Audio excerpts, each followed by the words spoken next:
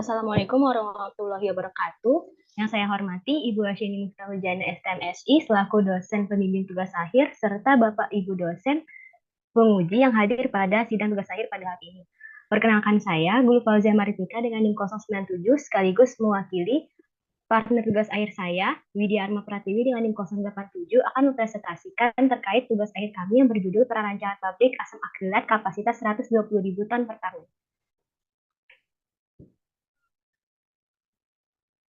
Next. Adapun outline presentasi yang akan kami bawakan pada kesempatan kali ini ialah yang pertama terkait alasan pendirian pabrik meliputi latar belakang dan juga lokasi pabrik, proses produksi meliputi uraian proses dan juga utilitas serta analisa kelayakan pabrik meliputi sistem organisasi perusahaan dan juga analisa ekonomi. Next.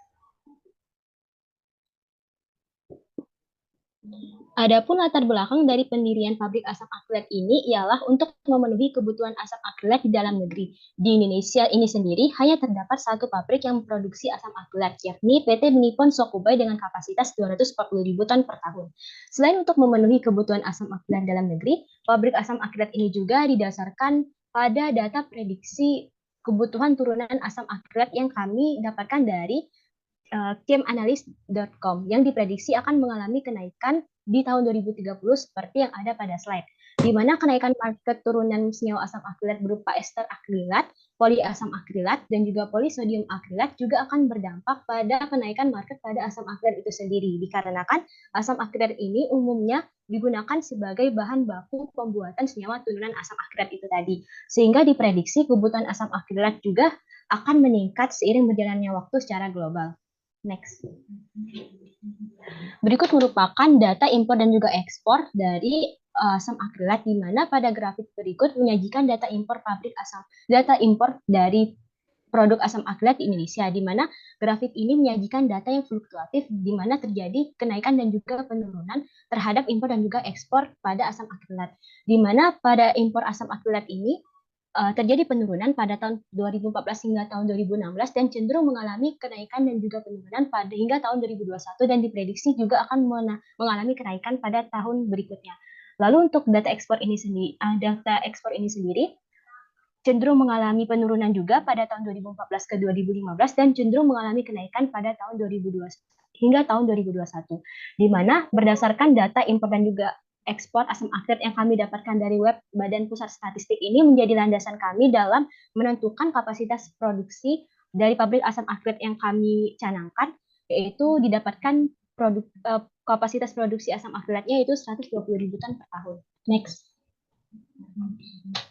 Pabrik asam akrilat ini dicanangkan akan berdiri pada tahun 2027 di Kecamatan Gunung Sugih, Cilegon, Banten, di mana lokasi pendirian pabrik ini dipilih dan mempertimbangkan jarak antara pabrik dengan suplai bahan baku, yaitu propilen yang disuplai secara langsung dari PT Chandra Asri Petrochemical yang tidak jauh dari lokasi pabrik itu sendiri. Sedangkan untuk bahan baku oksigen itu didapat dari udara bebas.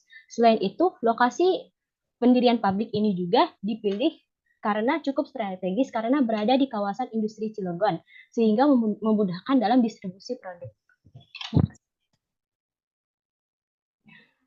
Merupakan beberapa jenis proses yang dapat digunakan dalam pembuatan asam akrilat, di mana pemilihan proses ini kami pilih berdasarkan konversi terbesar, di mana konversi terbesar pada proses asam akrilat itu ialah pada polimerisasi B-propiolaktan dan juga propylene oxidation rate. Tetapi kami memilih proses propylene oxidation rate dikarenakan proses propylene oxidation rate itu cenderung lebih simpel dibandingkan dengan polimerisasi B-propiolaktan yang prosesnya cenderung lebih kompleks. Selain itu juga polimerisasi B-propiolaktan sebagai bahan baku itu cenderung berbahaya untuk diaplikasikan dalam proses di industri, sehingga kami memilih proses propylene oxidation rate dengan konversi pada zona 1 itu 96,5% dan juga zona 2 99,5%. Next. Berikut merupakan gambaran umum dari proses pembuatan asam akrilat meliputi preparasi bahan baku berupa propilen dan juga udara, dilanjutkan dengan reaksi yaitu reaksi oksidasi propilen dan juga oksidasi akrolen, lalu sesi separasi dan juga purifikasi menghasilkan asam akrilat dengan kemurnian 99,99%. Baik, selanjutnya akan dijelaskan dan juga dilanjutkan oleh Widya Arma Pratiwi. Baiklah, saya akan melanjutkan penjelasan mengenai flowsheet. Rancangan pabrik asam akrilat kali ini kami menggunakan bahan baku berupa propilen dan oksigen, di mana propilen ini disuplai langsung dengan sistem perpipaan dari PT Chandra Asri Petrokemika, sedangkan oksigen merupakan hasil keluaran dari PSA, Pressure Swing Absorber, yang memisahkan oksigen dari nitrogen, argon, dan karbon dioksida. Menggunakan adsorben berupa adsorben AgLiSX. Kemudian bottom product dari PSA ini berupa nitrogen 98% dan impurities-nya akan diteruskan pada tangki penampungan nitrogen. Kemudian oksigen dengan purity 99,22% itu dialirkan menuju kompresor untuk menyesuaikan tekanan operasi reaktor zona 1. Kemudian digabungkan dengan gas propilen pada mixing point. Kemudian campuran gas bahan baku tersebut dialirkan menuju furnace untuk menyesuaikan temperatur gas tersebut dengan temperatur operasi pada zona 1. Inlet zona 1 ini selain campuran bahan baku dari keluaran furnace, itu juga meliputi inlet steam, di mana steam ini berfungsi untuk mencegah decooking yang terjadi pada reaktor. Pada zona 1 ini menggunakan katalis bismut iron molybdate untuk mengoksidasi propilen menjadi acrolein, di mana acrolein ini akan dijadikan bahan baku pada zona kedua untuk dioksidasi lebih lanjut menghasilkan asam akrilat, di mana temperatur operasi pada zona kedua ini lebih tinggi daripada zona pertama, sehingga diperlukan pemanasan terlebih dahulu pada ISAX, itu interstage heat exchanger. Kemudian keluaran dari reaktor 01 ini berupa asam akrilat dan gas sisa yang tak bereaksi, dan juga produk samping seperti karbon dioksida, air, dan asam asetat. Nah, reaktor ini merupakan reaktor jenis single shell open interstage. Kemudian pada keluaran reaktor ini akan diteruskan pada seksi separasi dan purifikasi, yaitu KOD yang pertama, itu memisahkan campuran gas dan liquid, di mana top produk dari KOD ini merupakan campuran-campuran gas sisa yang tidak bereaksi, dan bottom product dari KOD ini merupakan liquid berupa air, asam asetat, dan asam akrilat yang akan diteruskan pada kolom destilasi yang akan memisahkan asam akrilat terhadap air dan asam asetat.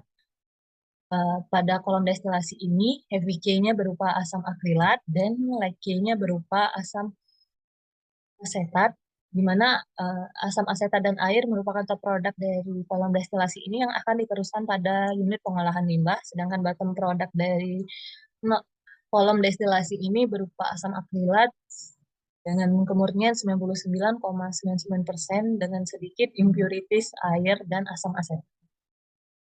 Dan saya akan menjelaskan kebutuhan utilitas pada pabrik asam asetat ini, yaitu refrigeran berupa amonia sebesar 95.016,6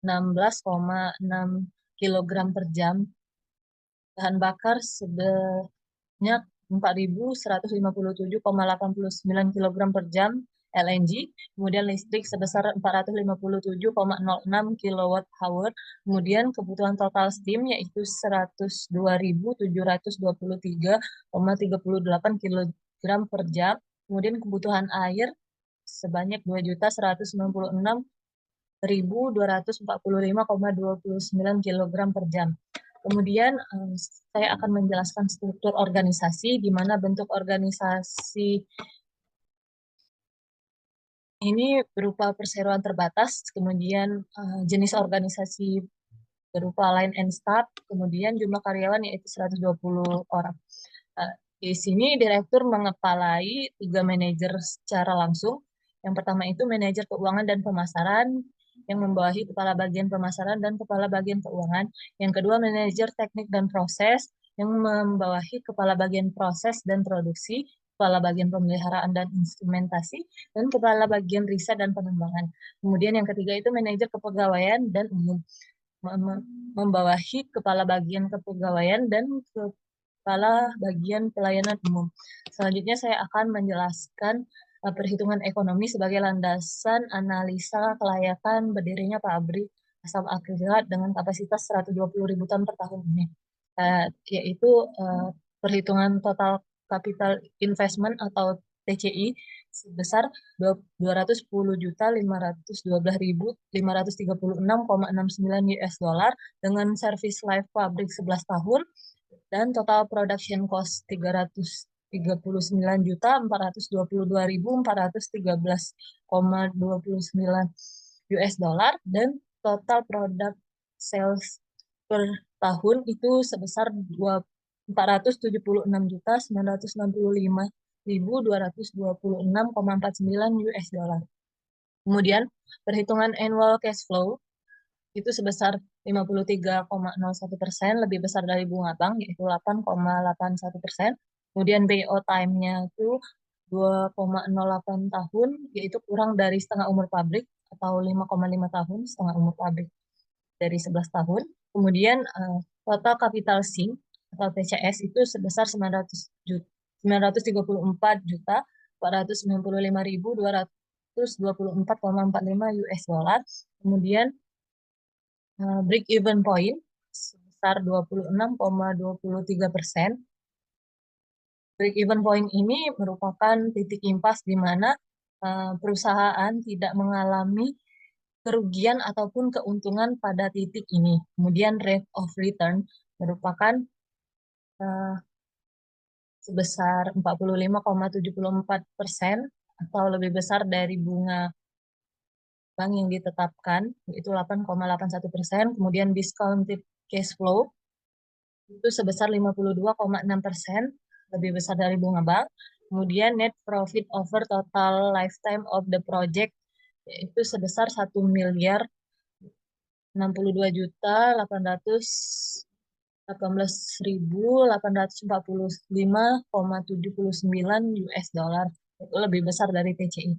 Dari analisa kelayakan ekonomi yang telah dipertimbangkan, perancangan pabrik asam akrilat dengan kapasitas 120.000 ton per tahun ini layak untuk didirikan.